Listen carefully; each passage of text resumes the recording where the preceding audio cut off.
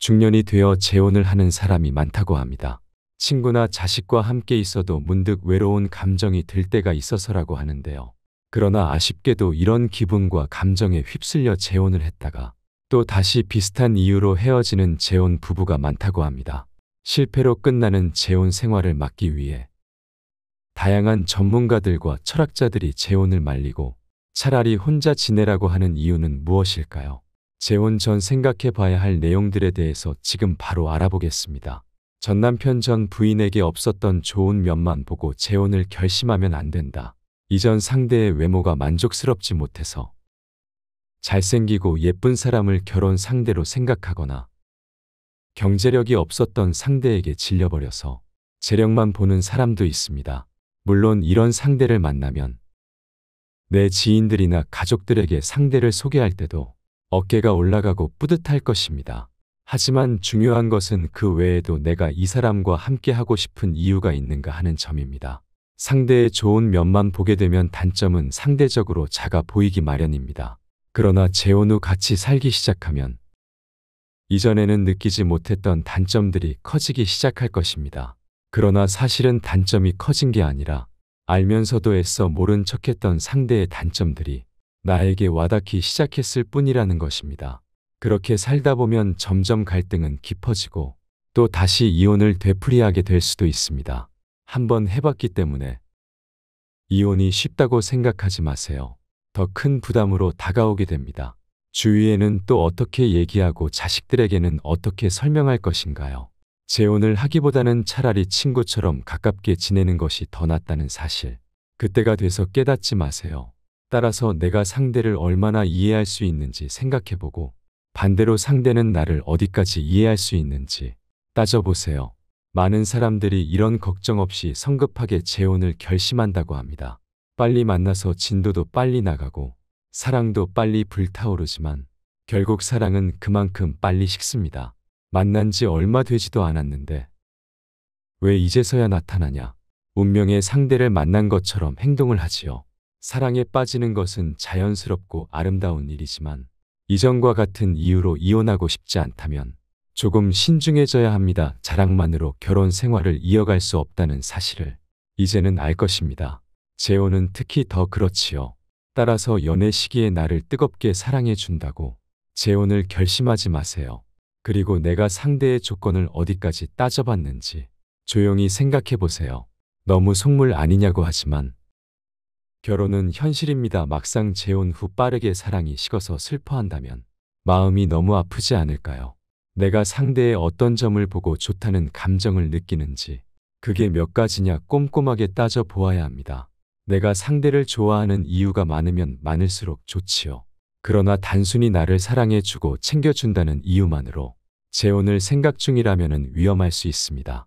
내 자식들에게 어떻게 하는지, 시부모들이 나를 어떻게 대하는지, 상대의 자녀들은 나를 어떻게 생각하는지, 그 외에도 현실적으로 생각해야 할 문제들이 엄청나게 많을 것입니다.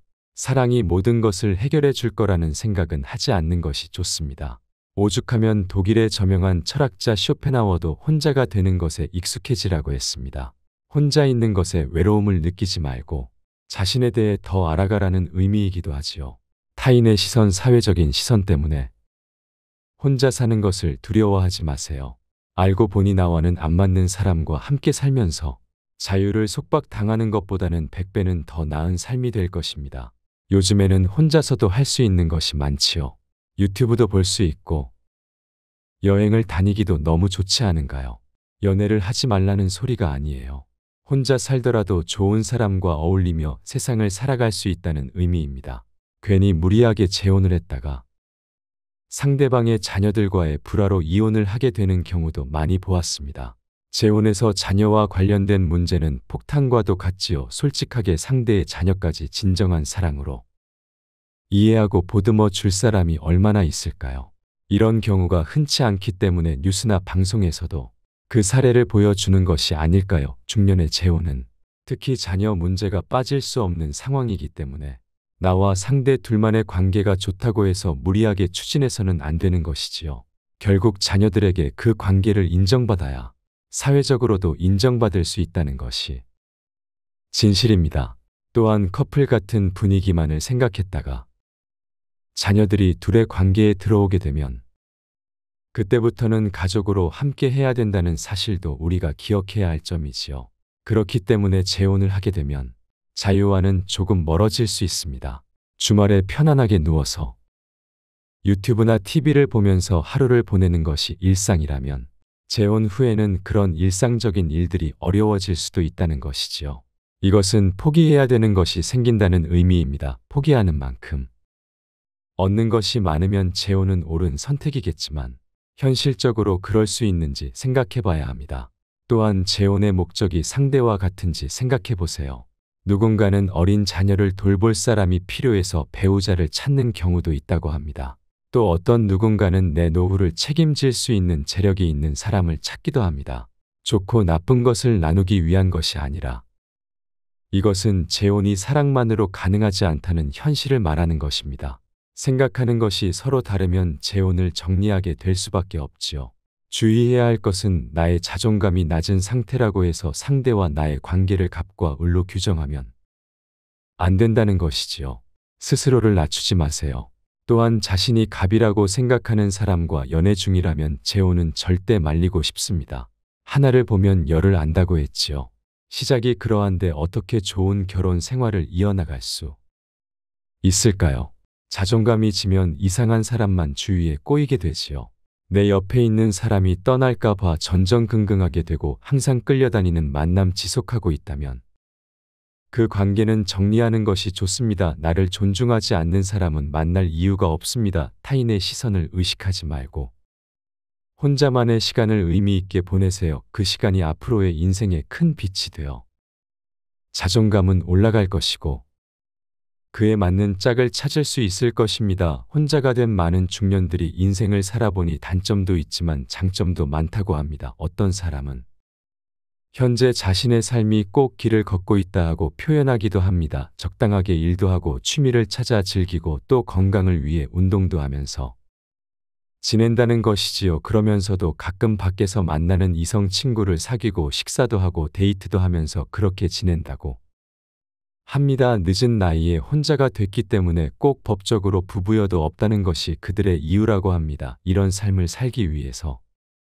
이들이 지키는 원칙이 무엇인지 알아봐야 합니다. 첫 번째, 타인의 시선을 의식하지 마세요. 사회적인 시선을 생각해 쫓기듯이 살지 말라는 의미입니다. 혼자서 하고 싶은 취미를 찾고 충분히 의미 있게 시간을 보내 보세요. 타인의 시선을 의식하는 이유는 모든 기준이 내가 아닌 외부에 있기 때문이지요. 나이가 들수록 타인에게 맞춰주는 게 낭비라는 생각이 들지 않는가요? 굳이 쓸데없는 곳에 에너지를 낭비하지 않는 것이 좋습니다. 좋아하지도 않는 사람을 만나고 억지로 맞출 필요가 없지요. 신기하게도 감정은 나이가 들면 많은 사람들이 똑같이 느낍니다. 따라서 사람들과는 적당히 어울리고 혼자만의 시간을 즐기는 연습을 하세요. 두 번째, 혼자 있는 시간을 외롭다고 느끼지 마세요. 외로움은 혼자 있는 상태에서 나타나는 고독한 감정이지 우리는 항상 사회에서 사람들과 함께하고 만나야 된다는 생각을 강하게 느낍니다. 그러나 내가 외롭다고 해서 상대가 나와 같이 있어 줄 거라는 생각은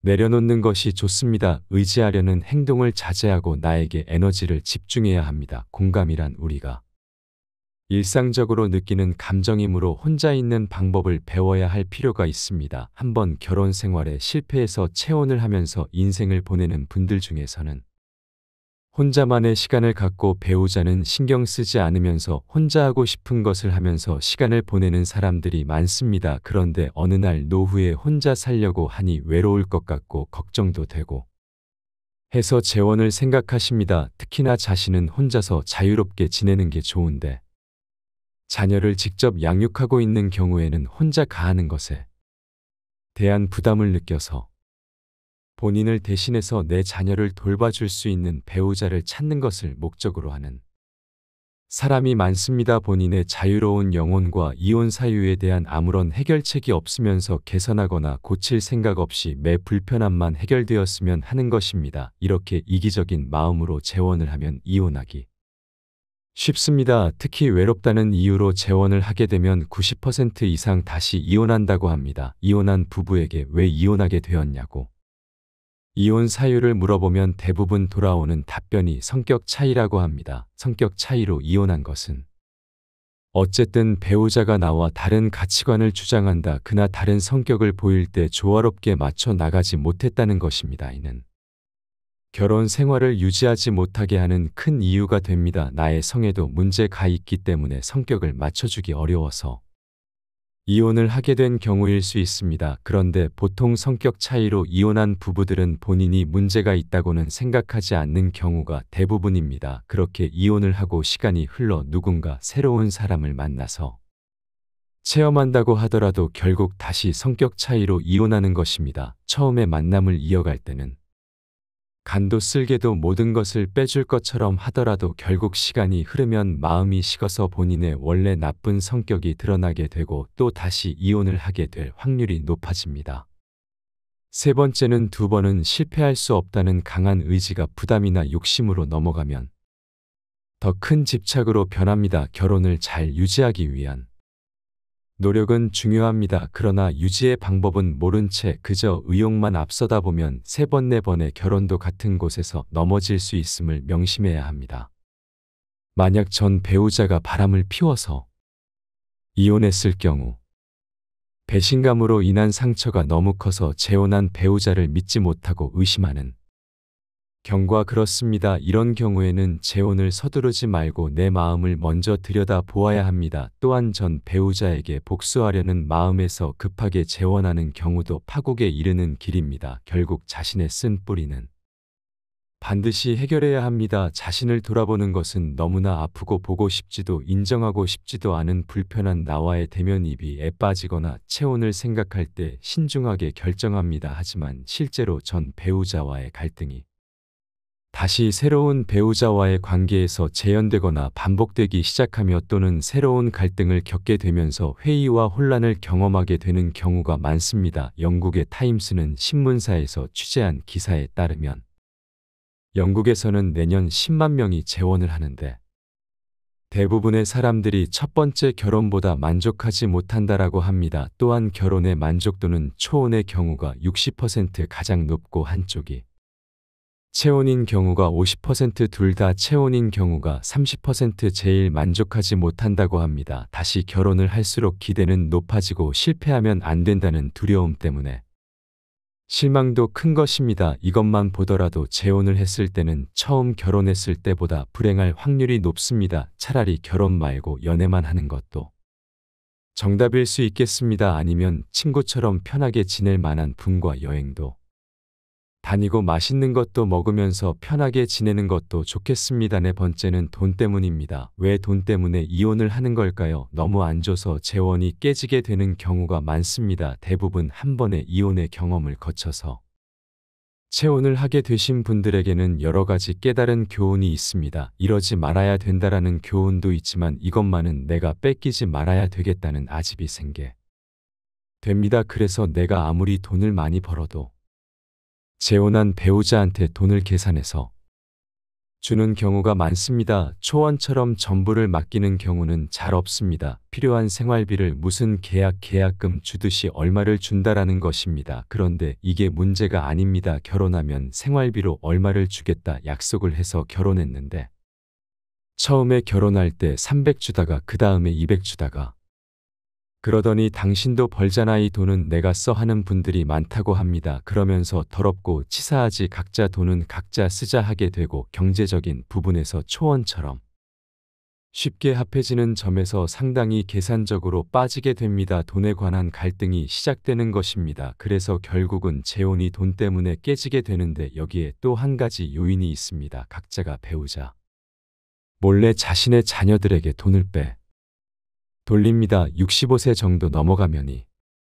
증상이 나오시는 것 같습니다. 내가 점점 늙어간다라는 생각이 들면 내가 남기고 갈 재산을 미리 주려고 하는 것입니다. 사실 초혼 부부는 이런 생각을 안 합니다. 그런데 이상하게 재혼한 분들은 나 죽고 나면 재혼한 배우자가 가져가는 것이 싫고 매 피가 흐르는 내 친자 주려고 합니다. 재혼한 배우자한테 이상하게 안 주려고 하고 자기 자식들한테 빼돌리기 시작합니다. 이게 이제 발각이 되면 부부싸움을 하게 되고 갈등이 생되고 그러니까 재혼한 배우자는 계산적으로 생각하게 됩니다. 이 재산을 자기 자식한테 주기 전에 내 돈 내 몫을 챙겨야지 하는 것입니다. 이런 생각을 하게 되면 이혼 소송을 제기할 수밖에 없다는 결론에 이릅니다. 여기서 또 많은 이혼이 나옵니다. 정말 젊었을 때는 자녀들 때문에 갈등의 발단이 되는 경험이 많지만 그 외에는 거의 돈 문제입니다. 돈을 주지 않아서 또는 자기 자식한테 빼돌려서 갈등이 생기게 됩니다. 어느 남자분의 사연인데요. 과거에 아내가 이런 제안을 했다고 합니다. 당신이 사업하다가 부도 날지도 모르니까 내 앞으로 아파트 명의를 바꾸는 게 좋겠어.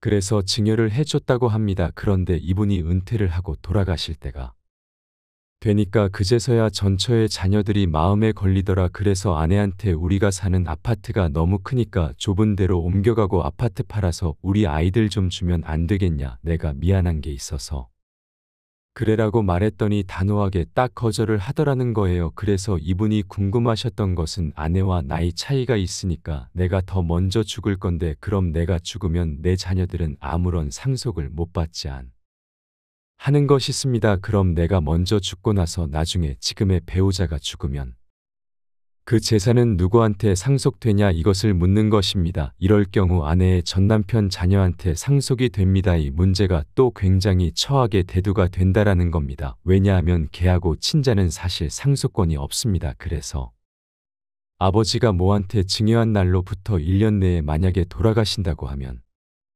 유류분 청구라 할 수 있는데 그걸 증여한 다음에 1년이 지나 버리면 유류분 청구도 안 됩니다. 아무런 상속권이 없습니다. 이 부분 때문에.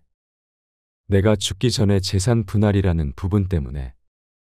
또 이혼을 선택하게 됩니다. 재혼 후 이혼하는 사람 특징 첫 번째는 뜨겁게 사랑하고 차갑게 식는 사람입니다. 20대에 결혼해서 30대에 다시 재혼하는 경우도 많지만 압도적으로 이혼이 늘면서 재혼이 굉장히 많아졌습니다. 40대 중반 이후 50대 이후에 재혼하는 분들에게 왜 재혼하여 물으면 저를 너무 좋아해야 합니다. 그래서 어떻게 좋아했는데요? 물으면 제가 일하는 직장에 매일 같이 와서 기다리고 매일 집에다 데려다 주고요. 제가 회가 먹고 싶다 그러면 인천 바닷가 횟집까지 가서 사주고요. 너무 잘해 줘서 그 사랑만 받아도 살 것 같았어요. 초혼에 실패해서.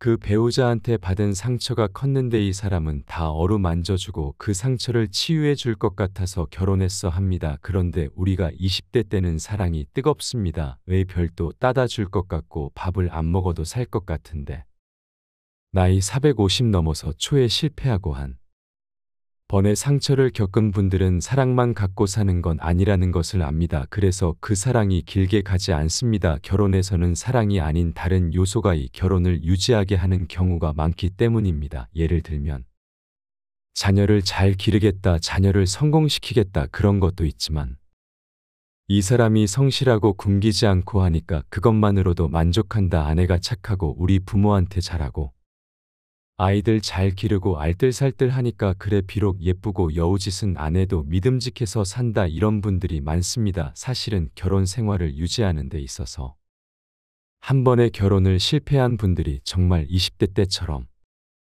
너무 뜨겁다 해서 계속 뜨거울까 끝까지 뜨거우면 되는데 절대 끝까지 뜨겁지 않습니다. 그래서 그런 분들은 연세에 맞는 성숙이 되지 않았을 가능성도 높습니다. 잠깐의 뜨거운 열망과 욕망.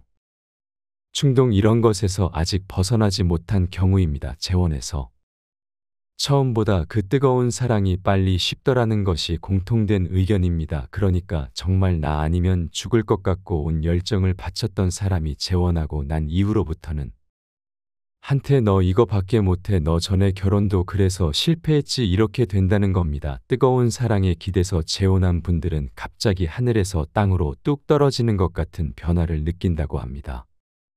그런데 그런 상황을 겪는 배우자는 한 번의 실패가 없었더라면 노력을 더할 텐데 이걸 계속 끌고 가봐야 결론이 어떻게 된다는 걸 알기 때문에 이혼을 좀 더 빨리 선택합니다. 그래서 너무 자신의 감정만 몰입해서 20대처럼 뜨거운 사랑을 보인다면 조금 조심하시는 게 좋다고 생각합니다. 두 번째는 신뢰가 없고 약속을 지키지 않는 사람입니다. 재혼은 초원과 다르게 구체적인 약속을 하시는 경우가 많습니다. 거의 돈 문제입니다. 이혼의 경험이 있으신 분들은 보통 원하시면서 약속을 하십니다. 내가 는 집은 어디에 마련을 하고 한 달에 생활비를 얼마를 줄 것이다. 예를 들면 200만 원, 500만 원 이렇게 줄 것이라고 합니다. 그 다음에 전처나 전 남편의 자녀가 있으면 얘들 학기는 내가 어디까지 대줄 것이고 하는 이런 약속들을 구체적으로 하십니다. 그런데 이게 미처 석 달이 안 돼서 깨진다는 것이 문제입니다. 이번 달은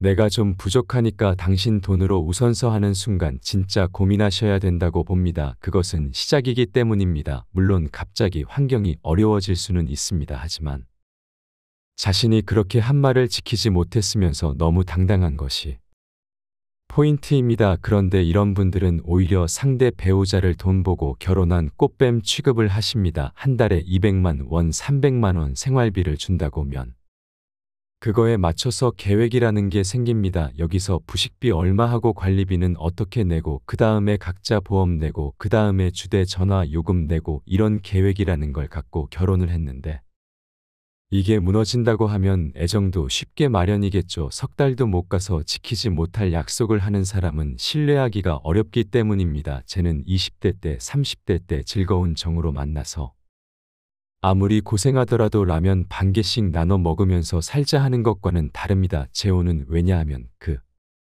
조건 때문에 결혼했다가 아니라 초혼에 대한 실패 때문에 어느 정도 안정적으로 시작하고 싶었던 그 꿈이 깨지는 것입니다. 그래서 초혼처럼 못 버팁니다. 그걸 못 버틴다고 순수하지 않다 이렇게 말씀하시면 안 됩니다. 개 재혼을 전제하고 사소한 거라도 약속한 걸 지켜 보이지 않는다고 하면 정말 심각히 고민해 보셔야 된다는 생각이 듭니다. 세 번째는 내 자식만 생각하는 사람입니다.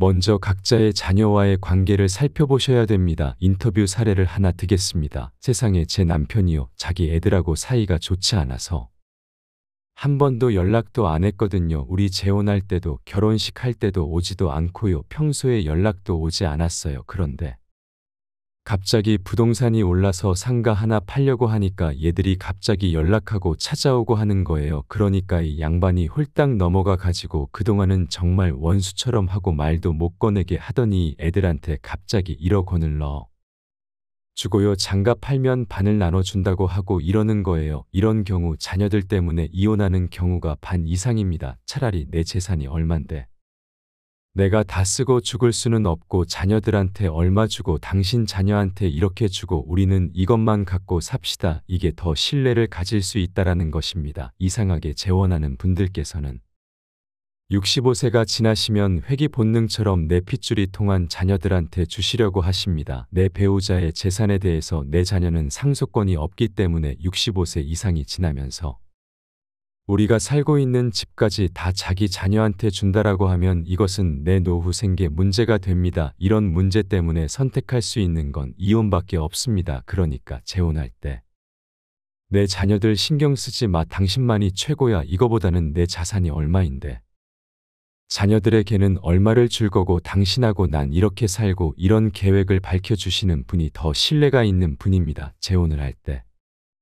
여성분과 남성분이 원하는 이 성상이 다른데요. 재혼의 이유와 목적이 약간 차이가 있습니다. 여성분들이 재혼할 때는 재혼할 남자의 조건을 많이 본다고 합니다. 돈 경제력입니다. 물론 뜨거운 사랑 때문에 재혼을 선택하는 경우 있습니다. 이 남자와 재혼을 해서 또 다른 사랑을 꿈꾸고 가정을 이루면서 내 인생을 마무리하고 싶은 이런 욕망이 있습니다. 하지만 그렇다고 해서 남성분의 조건을 안 보는 것은 아닙니다. 대단한 부자가 아니더라도 한 달에 얼마씩 들어오고 남한테 돈 안 빌리고 살 정도의 경제력은 본다는 것입니다. 하지만 과도하게 돈돈거리는 사람은 사랑보다는 돈이 바탕수 있습니다. 이런 관계는 욕구가 충족되지 못하거나 돈이 없는 순간 깨지게 되므로 신중하셔야 합니다. 남자들은 밥 먹고 옷 갈아입고 세탁하고 청소해 줄 사람을 필요로 한다고 합니다. 의식주를 해결하기 위해 재혼을 하겠다 하시는 분들이 많습니다. 그리고 본인이 양육해야 될 아이가 어리다고 하면 아이를 돌볼 여자의 손길을 필요하는 경우가 많습니다. 이런 분은 평생 함께